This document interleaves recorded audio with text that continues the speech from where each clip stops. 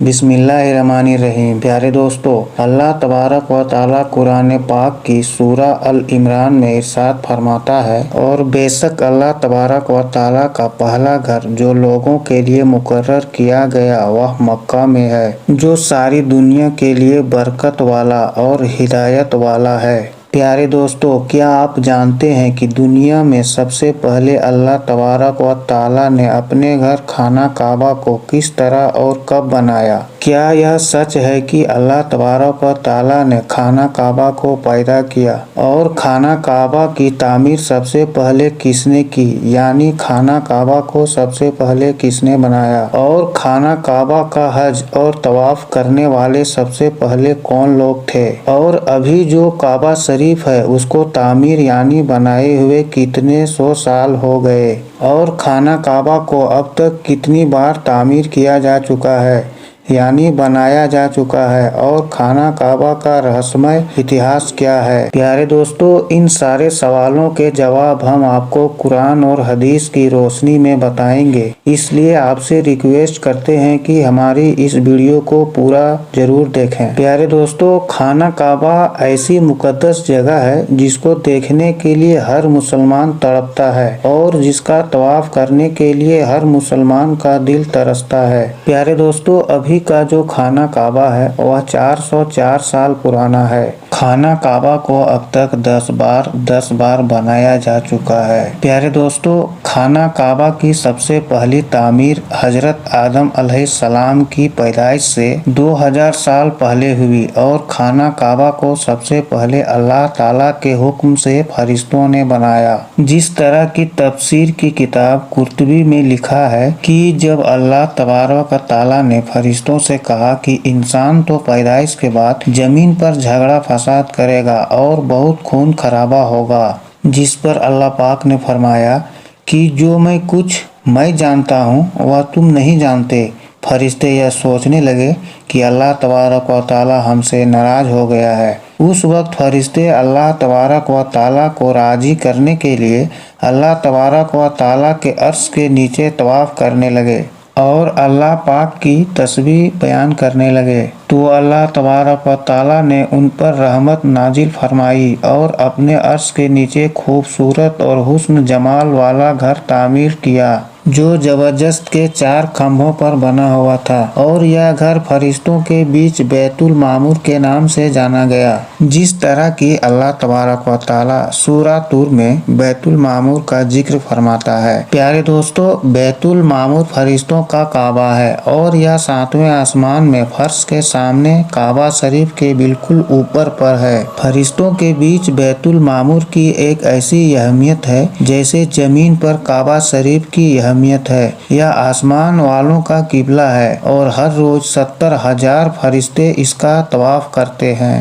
اور نماز کے لیے حاضری دیتے ہیں۔ جو فرشتہ ایک بار بیت المعمور میں طواف کر لیتا ہے یا نماز پڑھ لیتا ہے، اس کے بعد دوبارہ اس کو کبھی موقع نہیں ملتا، بلکہ ہر روز نئے 70,000 فرشتے بیت المعمور میں حاضری دیتے ہیں اور اللہ تبارک و تعالیٰ کی عبادت کرتے ہیں۔ بخاری اور مسلم شریف کی حدیث ہے کہ حضور پاک صلی اللہ تعالیٰ علیہ وسلم کو بھی بیت المعمور دکھایا گیا۔ پیارے دوستو، سب سے پہلے اللہ تبارک و تعالیٰ نے فرشتوں کے لیے کعبہ بنایا، جس کو بیت المعمور کہا جاتا ہے۔ اس کے بعد اللہ تبارک و تعالیٰ نے فرشتوں کو حکم دیا کہ زمین پر بھی اس بیت المعمور کے جیسا میرا گھر بناؤ، تاکہ جس طرح فرشتے بیت المعمور کا طواف کرتے ہیں اسی طرح زمین پر میرے بندے اس گھر کا طواف کرے اور میری عبادت کرے۔ چنانچہ فرشتوں نے اللہ تبارک و تعالیٰ کے حکم کی تعمیل کرتے ہوئے سب سے پہلے زمین پر بیت اللہ شریف یعنی کعبہ شریف کی تعمیر کی اور اس کا طواف شروع کیا، اور فرشتوں نے ہی سب سے پہلے خانہ کعبہ کا حج کیا۔ پیارے دوستو، خانہ کعبہ کی دوسری تعمیر اس وقت ہوئی جب اللہ تبارک و تعالیٰ نے حضرت آدم علیہ السلام کو پیدا کرنے کے بعد زمین پر اتارا۔ اس طرح جب حضرت آدم علیہ السلام جنت سے زمین پر تشریف لائے تو حضرت آدم علیہ السلام نے اللہ تبارک و تعالیٰ کی بارگاہ میں عرض کی، یا رب العالمین، میں یہاں نہ تو ملائکہ کی تسبیح اور تکبیر سن سکتا ہوں اور نہ ہی کوئی عبادت گاہ دیکھتا ہوں، جیسا کہ آسمان میں بیت المعمور کو دیکھا کرتا تھا جس کے چاروں طرف فرشتے طواف کیا کرتے تھے۔ حضرت آدم علیہ السلام کی یہ فریاد سن کر اللہ تبارک و تعالیٰ نے حضرت آدم علیہ السلام سے فرمایا کہ جاؤ، جہاں پر ہم نشان بتائیں وہاں کعبہ بنا کر اس کے چاروں طرف طواف بھی کر لو اور اس کی طرف منہ کر کے نماز بھی ادا کرو۔ حضرت جبرائیل علیہ السلام کو اللہ تبارک و تعالیٰ نے حضرت آدم علیہ السلام کو گائیڈ کرنے کے لیے ان کے ساتھ بھیجا۔ چنانچہ حضرت جبرائیل علیہ السلام اللہ تبارک و تعالیٰ کے حکم پر حضرت آدم علیہ السلام کے ساتھ چل پڑے اور انہیں اس جگہ پر لائے جہاں سے زمین بنی تھی، یعنی جس جگہ میں سب سے پہلے زمین کی جھاگ پیدا ہوئی تھی، پھر وہی جھاگ پھیل کر پوری زمین بنی۔ اس جگہ پر حضرت جبرائیل علیہ السلام نے اپنے پر کو زمین پر مارا تو ساتوں زمین تک خانہ کعبہ کی بنیاد ڈال دی، جن بنیاد کو فرشتوں نے 5 پہاڑوں کے پتھر کی مدد سے بھرا اور ان بنیاد پر چاروں طرف دیواریں کھڑی کر دی۔ ان 5 پہاڑوں میں کوہ لبنان، کوہ طور، کوہ جود ہیرا وغیرہ بھی شامل تھے۔ اس طرح جب دوسری بار بنایا جا رہا تھا تو حضرت جبرائیل علیہ السلام، حضرت آدم علیہ السلام اور حضرت اماں حوا رضی اللہ تعالی عنہا بھی شامل تھے۔ حضرت اماں حوا رضی اللہ تعالی عنہا مٹی اٹھا کر لاتی اور حضرت آدم علیہ السلام خانہ کعبہ کو بناتے جاتے۔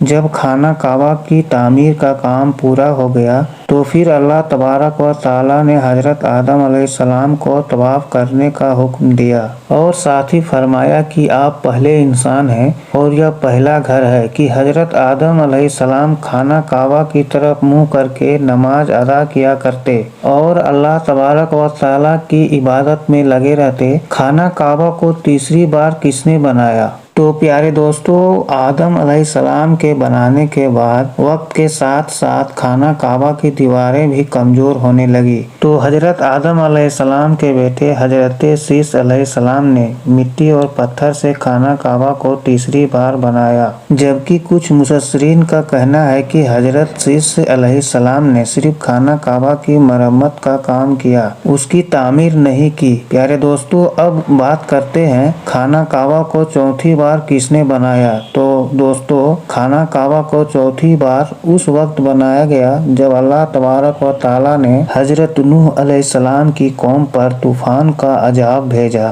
طوفان نوح میں خانہ کعبہ کی عمارت غائب ہو گئی اور کچھ روایت کے مطابق خانہ کعبہ کی عمارت کو اٹھا لیا گیا اور یہ جگہ صرف ایک اونچے اور لال ٹیلے کی طرح رہ گئی تھی۔ اس طوفان کے بعد جب حضرت ابراہیم علیہ السلام اس دنیا میں تشریف لائے تو اللہ تبارک و تعالیٰ نے حضرت ابراہیم علیہ السلام کو خانہ کعبہ کو بنانے کا حکم دیا۔ حضرت ابراہیم علیہ السلام نے چوتھی بار خانہ کعبہ کو کس طرح بنایا؟ اس واقعہ کے پیچھے کی کہانی کچھ اس طرح ہے کہ جب اللہ تبارک و تعالیٰ نے حکم کے مطابق حضرت ابراہیم علیہ السلام نے اپنی بیوی حضرت بی بی ہاجرہ رضی اللہ تعالی عنہا اور اپنے بیٹے حضرت اسماعیل علیہ السلام کو مکہ کی بنجر ویران زمین پر اور پہاڑوں کے بیچ چھوڑ دیا، جہاں پر کوئی انسان آبادی کا نام و نشان نہ تھا اور نہ ہی خانہ کعبہ کی عمارت تھی۔ خانہ کعبہ کی جگہ بس ایک لال رنگ کا ٹیلا تھا۔ اس وقت حضرت ابراہیم علیہ السلام نے اپنی بیوی اور بچوں کو چھوڑ کر اللہ تبارک و تعالیٰ کے حکم کے مطابق مکہ کی طرف پہلا سفر کیا۔ اس کے بعد جب دوسری بار حضرت ابراہیم علیہ السلام نے اپنے خاندان سے ملنے کے لیے فلسطین سے مکہ آئے تو تب حضرت اسماعیل علیہ السلام کی قربانی کا واقعہ پیش آیا، اور تیسری بار جب حضرت ابراہیم علیہ السلام کو مکہ میں تشریف لائے تو حضرت اسماعیل علیہ السلام کی شادی ہوئی اور اس وقت حضرت ہاجرہ رضی اللہ تعالی عنہا کا انتقال ہو چکا تھا۔ چوتھی بار جب حضرت ابراہیم علیہ السلام مکہ میں تشریف لائے تو آپ کی ملاقات آپ کے بیٹے حضرت اسماعیل علیہ السلام سے نہ ہوئی پھر پانچویں بار جب حضرت ابراہیم علیہ السلام مکہ میں تشریف لائے تو اس وقت اللہ تبارک و تعالی نے حضرت ابراہیم علیہ السلام کو کعبہ شریف بنانے کا حکم دیا۔ حضرت ابراہیم علیہ السلام نے حضرت اسماعیل علیہ السلام سے فرمایا کہ میرے بیٹے، اللہ تبارک و تعالی نے مجھے حکم دیا ہے کہ میں اس گھر کی تعمیر کروں، یعنی اس گھر کو بناؤں۔ تو حضرت اسماعیل علیہ السلام نے عرض کیا کہ ضرور کیجیے، میں خدمت کے لیے حاضر ہوں۔ چنانچہ ایک روایت کے مطابق خانہ کعبہ کی بنیاد کا نشان حضرت جبرائیل علیہ السلام نے بتایا، اس پر حضرت ابراہیم علیہ السلام اور حضرت اسماعیل علیہ السلام نے بنانا شروع کیا۔ جب کھدائی شروع ہوئی تو پرانی بنیاد دکھنے لگی جن پر حضرت آدم علیہ السلام نے کعبہ شریف کو بنایا تھا۔ حضرت آدم علیہ السلام کی بنیاد دکھ جانے کے بعد خانہ کعبہ کی تعمیر شروع ہوئی۔ حضرت ابراہیم علیہ السلام اپنے اس بوڑھے میں ایک کاریگر اور حضرت اسماعیل علیہ السلام ایک مزدور کی حیثیت سے خانہ کعبہ کو بنانے لگے۔ کوہ لبنان، کوہ ہیرا، کوہ ابل القیس، کوہ صفا اور کوہ مروہ، ان 5 پہاڑوں سے حضرت جبرائیل علیہ السلام پتھر اٹھا کر لاتے اور حضرت ابراہیم علیہ السلام کعبے میں لگاتے۔ پھر حضرت جبرائیل علیہ السلام کی نشاندہی سے جبل ابی قبوس کے کنویں سے 2 پتھر ملے۔ حضرت ابراہیم علیہ السلام ان پتھروں کو اٹھا کر لائے۔ ان میں سے ایک پتھر حجر اسود تھا اور دوسرا پتھر مقام ابراہیم کے نام سے مشہور ہوا۔ پیارے دوستو، مقام ابراہیم وہ پتھر ہے جس پر کھڑے ہو کر حضرت ابراہیم علیہ السلام نے کعبہ کی دیواریں بنائی۔ جیسے جیسے خانہ کعبہ کی دیواریں اونچی ہوتی جاتی ویسے ویسے وہ پتھر بھی ہوا میں اونچا ہوتا جاتا۔ پیارے دوستو، نبی کریم صلی اللہ تعالی علیہ وسلم نے ارشاد فرمایا کہ حجر اسود جب جنت سے اتارا گیا تو دودھ سے بھی زیادہ سفید تھا، پھر انسانوں کے گناہ نے اسے کالا کر دیا۔ ایک اور روایت کے مطابق نبی کریم صلی اللہ تعالی علیہ وسلم نے ارشاد فرمایا، حجر اسود اور مقام ابراہیم جنت کے پتھروں میں سے 2 پتھر ہیں، اللہ تبارک و تعالیٰ نے ان کے نور کی روشنی کو بجھا دیا۔ اگر اللہ تبارک و تعالیٰ نے ان کے نور کی روشنی کو نہ بجھاتا تو یہ پورب سے پشچم تک سب کو روشن کر دیتے۔ خانہ کعبہ کو 5ویں بار قوم عمال کا اور 6ٹھی بار قابلہ جرہم نے بنایا۔ قابلہ جرہم میں سے جس شخص نے یہ کام کیا اس کا نام حرس بن مداد اصغر تھا۔ خانہ کعبہ کو 7ویں بار بنانے والے نبی کریم حضرت محمد مصطفیٰ صلی اللہ تعالی علیہ وسلم کے پاک خاندان میں سے ایک بزرگ ہیں جن کا نام حضرت قصہ بن کلاب تھا۔ انہوں نے خانہ کعبہ کو نئے سرے سے بنانا شروع کیا اور ایک بے مثال پختہ عمارت بنوائی۔ پیارے دوستو، خانہ کعبہ کو 8ویں بار بنانے کی ضرورت اس وقت پڑی جب قبیلہ قریشی کی سرداری کے زمانے میں ایک زبردست سیلاب آیا جس سے خانہ کعبہ کی دیواریں بہت کمزور ہو گئی، اور ایک مشورے کے بعد یہ فیصلہ لیا گیا اور خانہ کعبہ کو قبیلہ قریشی نے پھر سے بنوایا، جس تعمیر میں نبی پاک حضرت محمد مصطفیٰ صلی اللہ تعالی علیہ وسلم کی ذات اقدس نے بھی شرکت فرمائی۔ لیکن اس وقت رقم کم ہونے کی وجہ سے قریش کی تعمیر میں حتیم کعبہ کو شامل نہیں کیا گیا تھا۔ خانہ کعبہ کو 9ویں بار اس وقت بنایا گیا جب یہودی فوج کی پتھر بازی کی وجہ سے خانہ کعبہ کی دیواریں کمزور ہو گئی تو حضرت عبداللہ بن زبیر نے حتیم کعبہ، جو کہ قریش کی تعمیر میں شامل نہیں کیا گیا تھا، اس کو بھی شامل کر کے بنیاد ابراہیمی پر خانہ کعبہ کو نئے سرے سے بنایا گیا۔ خانہ کعبہ کی 10ویں تعمیر عبد الملک بن مروان کے نائب حجاج بن یوسف، جو کہ ایک ظالم حکمران تھا، اس نے 74 ہجری میں پھر سے خانہ کعبہ کو قریش والی تعمیر کے مطابق بنوایا۔ اس کے دور کے بعد جب خلیفہ ہارون حکومت پر بیٹھا تو اس نے خانہ کعبہ کو گرانے کا فیصلہ کیا اور حضرت عبد بن زبیر کی تعمیر کے مطابق خانہ کعبہ کو تعمیر کرانا چاہا، لیکن امام ابو یوسف نے یہ کہہ کر اسے روک دیا کہ اگر یہی طریقہ کا رہا تو ہر آنے والے حکمران مشہور ہونے کے لیے خانہ کعبہ کو گرا کر نئی تعمیر کروایا کرے گا، اور اس طرح لوگوں کے دلوں میں اس گھر کی عظمت کم ہوتی جائے گی۔ اور 1040 ہجری میں سلطنت عثمانیہ کے سلطان مراد بن احمد خان شاہ قسطنطنیہ نے حجر اسود والی جگہ کے علاوہ ساری عمارت کی بنیاد حجاج کے جیسا تعمیر کروایا۔ اس تعمیر کا کام 6 مہینے کے اندر مکمل ہوا۔ اسے خانہ کعبہ کے اندر سنگ مرمر کا پتھر لگوایا اور بہت ہی خوبصورت چھت بنوائی اور باہر کی دیواریں سنگ مرمر سے چنی گئی اور بہت ہی قیمتی اور ریشمی کالے رنگ کا پردہ خانہ کعبہ پر ڈالا گیا، جس پر کلمہ طیبہ لکھا ہوا تھا اور سنہری لفظوں میں سلطان کا نام بھی لکھا ہوا تھا۔